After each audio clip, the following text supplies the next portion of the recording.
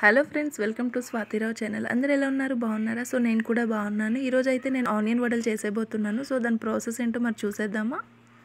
So ఇప్పుడు నేను ముందుగా ఒక గ్లాస్ మినపప్పుని ఇలా బాగా కడిగేసుకుని నానబెట్టుకుని 6 అవర్స్ పాటు ఉంచుకున్నాను. దాని తర్వాత ఇలా మెత్తగా చిక్కగా గ్రైండ్ చేసి పెట్టుకున్నాను. సో ఇప్పుడైతే ఇందులోకి 4 ఉల్లిపాయలు కట్ చేసుకున్నాను. అలాగే 4 పచ్చిమిర్చీలు, కొద్దిగా కరివేపాకు, కొత్తిమీర, అలాగే కొద్దిగా జీలకర్రని వేసి మొత్తం అంతా బాగా కలిపేసుకున్నాను. పచ్చిమిర్చి, చిన్న అల్లం ముక్క ఇలా బరగ్గా గ్రైండ్ చేసి ఇందులో కలిపేసుకున్నాను అనమాట.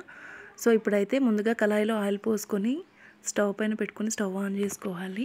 ఆయిల్ మంచిగా హీట్ అయిన తర్వాత మంటని మీడియం ఫ్లేమ్లో పెట్టుకుని వీడియోలో చూపిస్తున్నట్టు ఈ విధంగా వడల్ని వేసుకోవాలి. సో ఇలా కాకుండా మనం డైరెక్ట్గా కూడా వేసేసుకోవచ్చు. ఇక్కడ నేను 2 టైప్ ఆఫ్ ప్రాసెస్ చూపించాను అనమాట. సో చూస్తున్నారు కదా, బాగా ఎక్స్పీరియన్స్ ఉన్న వాళ్ళు అయితే డైరెక్ట్గా వేసేసుకుంటారు.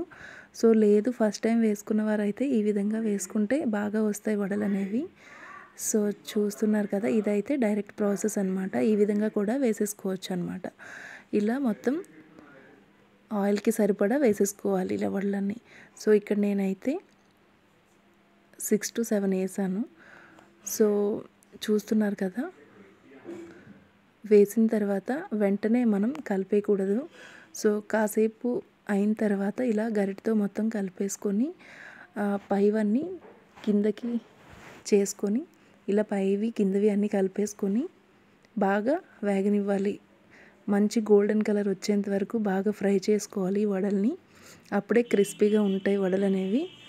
సో చూస్తున్నారు కదా, కలర్ అయితే బాగా చేంజ్ అయిపోయింది. మనకి గోల్డెన్ కలర్లో ఉన్నాయి కదా. సో వడలు అయితే ready. Thank you for watching.